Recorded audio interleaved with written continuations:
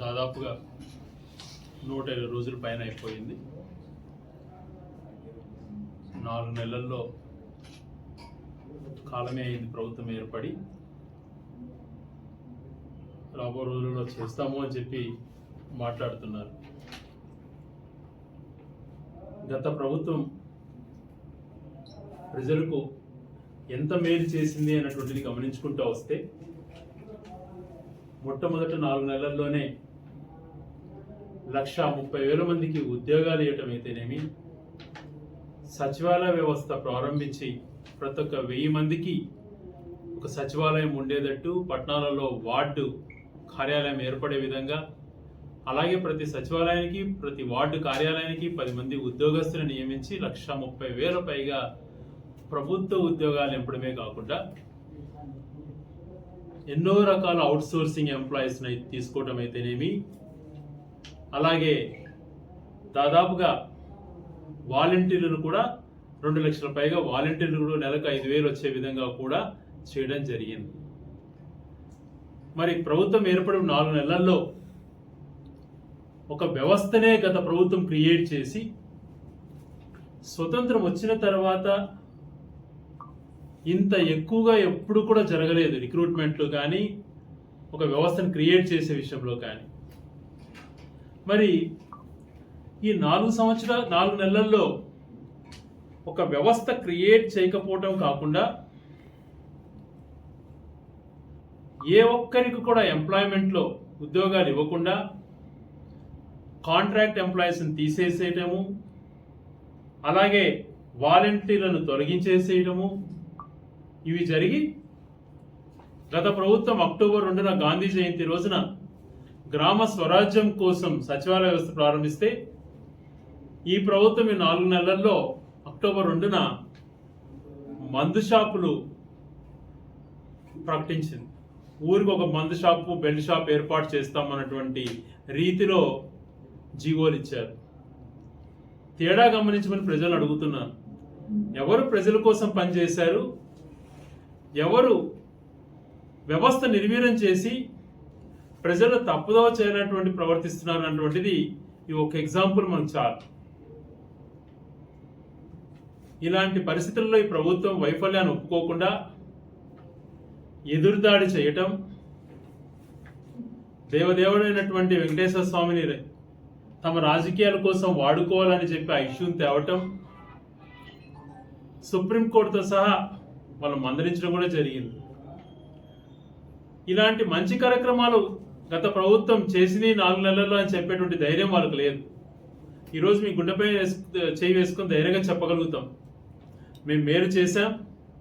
అలాగే మేనిఫెస్టోలో ఏవైతే మేము పెట్టామో అవన్నీ కూడా ప్రతి సంవత్సరం ఏదైతే ఇస్తామో అన్నీ కూడా మొదలు కూడా పెట్టాం. 4 నెలల్లో ప్రజలకు మా ద్వారా డబ్బులు ఎంత చేరాయి, వీళ్ళు ఈ 4 నెలల్లో వీళ్ళు ప్రజలకు ఎంత చేర్పించారు అటువంటిది కూడా ఒకసారి వాళ్ళు బేరీ చేసుకొని మాట్లాడాలి.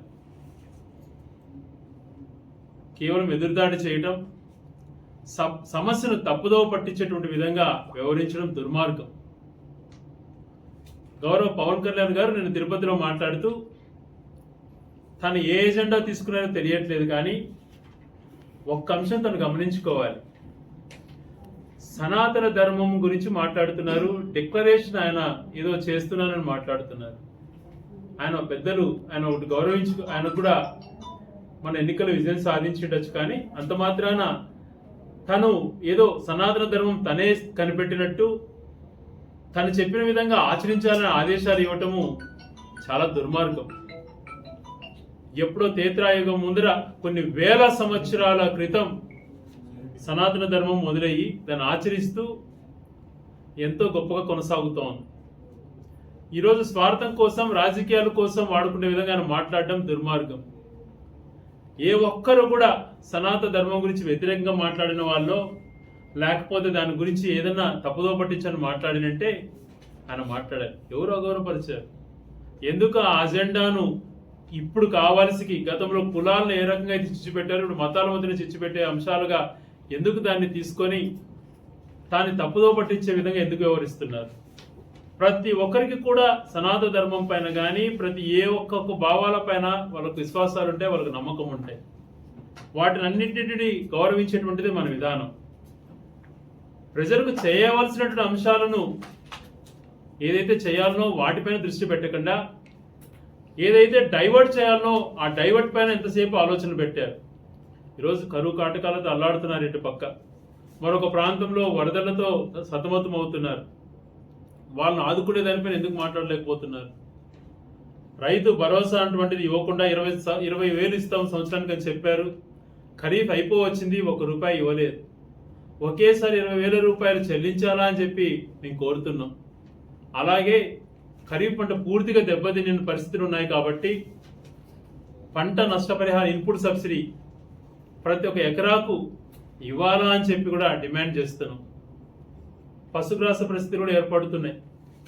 వీటిని కూడా దృష్టి పెట్టుకొని రైతులను ఆదుకోవాలి, కష్టాల్లో ఉన్నటువంటి రైతు కూలీని ఏ రకంగా అండగాలని చెప్పి ఒక ప్లాన్ ప్రకటించారు. దాన్ని ప్రకటించకపోగా ఇవ్వాల్సినటువంటి సొమ్మును పెట్టుబడి నిధిని కూడా ఇంతవరకు ఏమి ఇవ్వకపోగా పూర్తిగా గ్రామీణ ప్రాంతాలలో నిర్వీర్యం చేస్తున్నారు.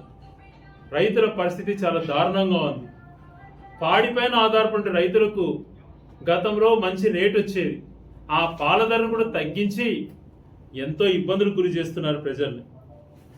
ఈ రకంగా గ్రామీణ ప్రాంతాలను నిర్లక్ష్యం చేయడమే కాకుండా ఒక ప్రాంతాన్ని అభివృద్ధి చేయాలన్నటువంటి సంకల్పంతో గత ప్రభుత్వం ఆశిస్తే కడప కొప్పర్తికి వచ్చినటువంటి MSME లాంటి ట్రైనింగ్ ఇన్స్టిట్యూట్ని ఇక్కడి నుంచి తరలించడం, రాయలసీమకే తలమానికం అనుకున్నటువంటి లా యూనివర్సిటీని తీసుకెళ్లిపోతుండడం, అలాగే హైకోర్టు ఇక్కడ గతంలో కూడా శ్రీబాగ్ ఒడంబడిక కానీ అనేక రంగాల్లో రాజధాని ఒక చోటు ఉంటే హైకోర్టు ఒక చోటు ఉండాలని ఆ హైకోర్టును కూడా తరలించి బెంచ్ ఏర్పాటు చేస్తామని మాట్లాడుతుండడం, వీటన్నిటిని చూస్తే ఈ ప్రాంతంని ఎంత నిర్లక్ష్యం చేస్తున్నారో ఒక్కసారి ఆలోచన చేయమని అడుగుతున్నా.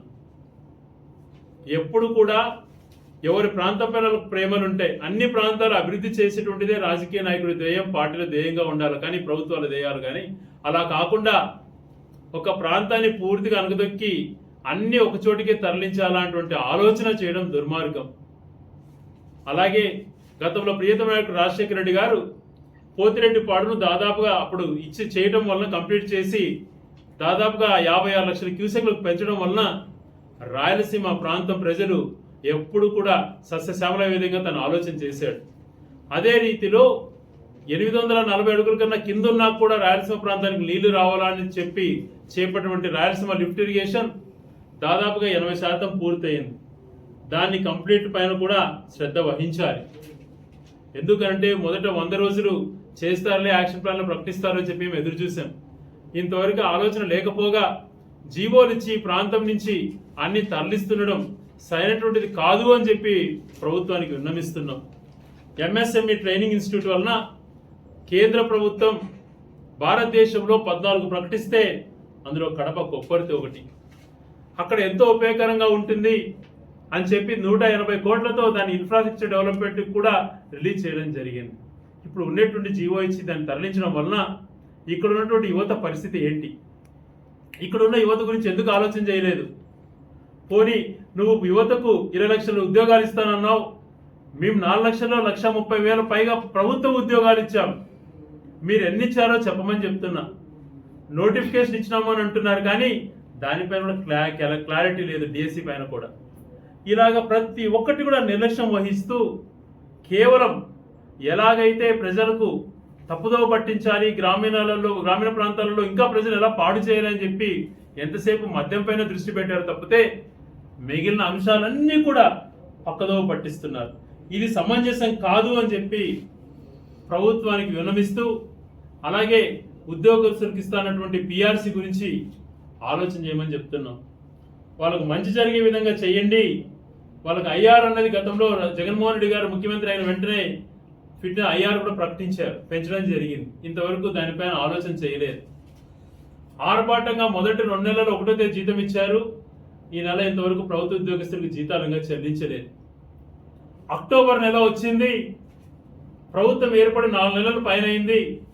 ఇంతవరకు బడ్జెట్ కూడా పెట్టలేని పరిస్థితిలో వీళ్ళు ఉన్నారు అని అంటే ఏమనుకోవాలో అర్థం కావటం లేదు. ఎందుకు ఈ నిర్లక్ష్యం? ఉద్యోగస్తులకు చేయవలసింది చేయట్లేదు, రైతులకు చేయవలసింది చేయట్లేదు, యువతకు చేయాల్సింది చేయట్లేదు, మహిళలకు చేయవలసింది చేయట్లేదు. నిన్ననే ఈనాడు పేపర్లో కూడా రాశారు 24% ప్రభుత్వ పాఠశాల అటెండెన్స్ పడిపోయిందని చెప్పి. ఎందుకు పడిపోయిందో ఆలోచన చేయమంటున్నా. గతంలో అమ్మఒడి లాంటి పథకం వచ్చింది కాబట్టి తల్లిదండ్రులు పిల్లల్ని ఆనందంతో స్కూలుకు పంపించేటువంటి వాళ్ళు. ఇప్పుడు ఆర్థిక ఇబ్బందులతో స్కూల్ మానిపించి వాళ్ళు పనులకు పంపిస్తున్నారు. ఇవన్నీ వైఫల్యాలు కాదా? ప్రతి ఒక్క విషయంలో అన్ని సెక్టర్స్ ని మోసం చేస్తూ ఇలా చేయటం ఎంతవరకు సమంజసం? పోలవరం ప్రాజెక్టు గురించి ఆలోచన చేస్తే బాధ కలుగుతుంది. నిపుణుల కమిటీ వేస్తే డయాఫ్రమ్ వాల్ ఎందుకు దెబ్బతిన్నది అని చెప్పి వాళ్ళు నిపుణుల కమిటీ రిపోర్ట్ చూసినప్పుడు అది పూర్తిగా చదివితే ఎంత నిర్లక్ష్యం వహించారు చంద్రబాబు గారు అని చెప్పి బాధేస్తుంది.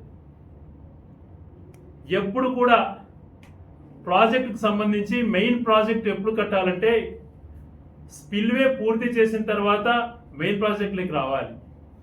అలా కాకుండా హడావడిగా డయాఫ్రామ్ వాళ్ళు కట్టేస్తున్నాను, నేనేదో సృష్టిస్తున్నానని చెప్పి దాన్ని సరిగా పూర్తి చేయకపోవటం వలన 2018లో వచ్చినటువంటి వరదలతోనే అది సీపేజ్ అయిపోయి కొట్టుకుపోవటం.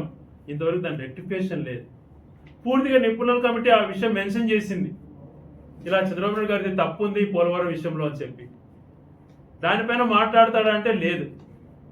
ఎప్పుడు ఏ సమస్య వచ్చినా ఆ సమస్య నుంచి తప్పించుకోవడానికి, ఎదురుదాడి చేయడానికి సున్నితమైన అంశాలను తీసుకొచ్చి ప్రజలను అయోమయానికి గురి చేయాలన్నటువంటిది చేస్తున్నాడు. ఇది ఎంతవరకు సమంజసం? కోట్ల మంది ప్రజల యొక్క మనోభావాలను దెబ్బతీసే విధంగా మన తిరుమల సంఘటనకు గుర్తు చేశారు. అది సుప్రీంకోర్టు కూడా మందలించింది. అది రెక్టిఫికేషన్ ఎప్పుడు జరిగింది, ఒకవేళ జరిగింటే దాన్ని ఎలా చేయాలనేటువంటి దానిపైన ఆలోచన చేయకుండా, జరగకపోయినా గత ప్రభుత్వం పైన ఏదో ఒకటి బొద్ద చల్లాలి అటువంటి చులకన మాటలు మాట్లాడి ఈరోజు తనే అబాస్ పాలయ్యారు. మీరు ప్రభుత్వంలోకి వచ్చి 4 నెలలు దాటిపోతోంది. ఏది ఎక్కడ జరిగినా కూడా గత ప్రభుత్వం పైనే చేయడం ఎంతవరకు సమంజసం? గతంలో అనేక సార్లు మాట్లాడారు, ఇసుక కొరత వల్ల కన్స్ట్రక్షన్ ఆగిపోయింది, లేబర్ ఎలా అని చెప్పి. మరి ఈరోజు పరిస్థితి ఏంటి? ఈరోజు ఇసుక అనేది ఫ్రీగా అంటున్నారు, మరి ఎక్కడొస్తోంది? ఎంత కష్టపడుతున్నారు శ్రామిక కూలి వాళ్ళు కానీ, బేల్దారులు కానీ, కన్స్ట్రక్షన్ సంబంధించినటువంటి అనేక థింగ్స్ కూడా ఆగిపోయి ఎంతో కష్టపడుతున్నారు ఆ శాండ్ లేక. అన్నీ కూడా ప్రకటిస్తారు కానీ ఆర్భాటంగా ఏది కూడా చేయలేకపోతున్నారు. ఇప్పటికైనా డైవర్షన్ పాలిటిక్స్ మానుకొని చేయవలసినటువంటివి, చెప్పినటువంటివి, హామీలు ఇచ్చినటువంటివి అన్నీ కూడా తూచా తప్పకుండా అమలు చేయాలా అని చెప్పి సవినయంగా కోరుకుంటూ, ఎదురుదాడి చేసే సిద్ధాంతం కాదు. రాజకీయాలలో ఎప్పుడు కూడా మేము ఫలానా ఈ టైంలో మీ కంపారిజన్లో మీరు పై చేయించుకోవడానికి ఎంత చేసామని చెప్పుకునే విధంగా ఉండాలి, కానీ దాన్ని వదిలేసి ఎదురుదాడి చేసి ప్రభుత్వ పరంగా ఇబ్బందులు గురి చేయాలన్నటువంటి ఆలోచన మానుకోవాలి. లా అండ్ ఆర్డర్ విషయం ఆలోచన చేస్తే కూడా బాధ కలుగుతుంది.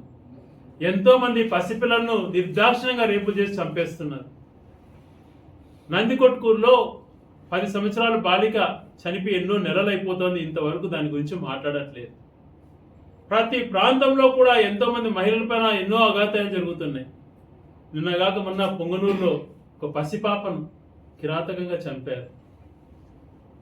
లా అండ్ ఆర్డర్ దానిపై దృష్టి పెట్టకుండా గ్రామీణ ప్రాంతాల్లో వ్యక్తిగతంగా వైసీపీ నాయకులు బెదిరించి తప్పుడు కేసులు బనాయిస్తామని చెప్పి మాట్లాడుతుండడం, వాళ్ళను వేధిస్తుండడం జరుగుతూ ఉంది. ఇది చాలా కాలం సాగదు. ఎప్పుడు కూడా ప్రజాస్వామ్యాన్ని గౌరవించాలనుకున్నట్టు వాళ్ళు ఆ సిస్టమ్స్ని లైన్లో తీసుకెళ్ళినప్పుడే ప్రజలు హర్షిస్తారు. ఇప్పుడు మీకు ఆర్భాటాలకి ఇవన్నిటికీ చేస్తూ ఉండొచ్చు, కానీ రాబో రోజులలో ఇంపాక్ట్ మీకే తెలుస్తుంది. మంచి పరిణామం కాదు. అధికారులను కూడా కోరుతున్నా, ఆలోచన చేసుకోండి. ఇది మీకు టెంపరీ కాదు, మీరు శాశ్వతమైన ఉద్యోగస్తులు. హడావిడిగా ప్రజలను వేధించాలి, కేసులు పెట్టి సాధించాలనేటువంటి ఆలోచన మానుకొని ప్రజాసేవకు అంకితమై అందరినీ సమానంగా చూసుకునే పరిస్థితి ఏర్పడాలని చెప్పి అలాగే ప్రభుత్వం కూడా ఈ 4 నెలల్లో ఒకవేళ వాళ్ళు చేయలేకపోయినా రాబో రోజులలో అన్నా కూడా చెప్పిన హామీలు అన్నిటిని నెరవేర్చే విధంగా ప్రజలకు మీరు బాకీ పడ్డారు, మీరు హామీ ఇచ్చారు అన్ని చేస్తాము అని చెప్పి. ఈరోజు బడ్జెట్ చూస్తుంటే భయమేస్తుంది అనేటువంటి ఆర్థిక వనరులు చూస్తుంటే భయమేస్తుంది మాట మాట్లాడకుండా వెంటనే బడ్జెట్ ప్రవేశపెట్టి మీరు చెప్పిన హామీలలో దేనికి ఎంత కేటాయిస్తానో ప్రజలకు వివరించవలసిందిగా కోరుతున్నాం. బడ్జెట్ పెడితే తెలిసిపోతుంది. నేను అమ్మఒడికి ఎంతైనా కేటాయిస్తాడు ఈ సంవత్సరం, ఫీజు రియంబర్స్మెంట్కి ఎంత ఇవ్వగలుగుతాడు, ప్రతి మహిళకు 1500 ఇస్తాడనేది ఎంత ఇవ్వగలుగుతాడు, ఉద్యోగస్తులకు చెప్పినటువంటి ఐఆర్ కానీ పిఆర్సీ కానీ ఎంతవరకు చేయగలుగుతాడు, ఇవన్నీ రైతులకు ఎంతవరకు మేలు చేయగలుగుతాడు అనేది బయటకు వస్తుందని చెప్పి ఎంతవరకు బడ్జెట్ గురించి ఆలోచన చేయలేదు అని అంటే ఎంత వైఫల్యమైనటువంటి ప్రభుత్వమో ఈ 120 రోజుల్లోనే వస్తూ ఉంది.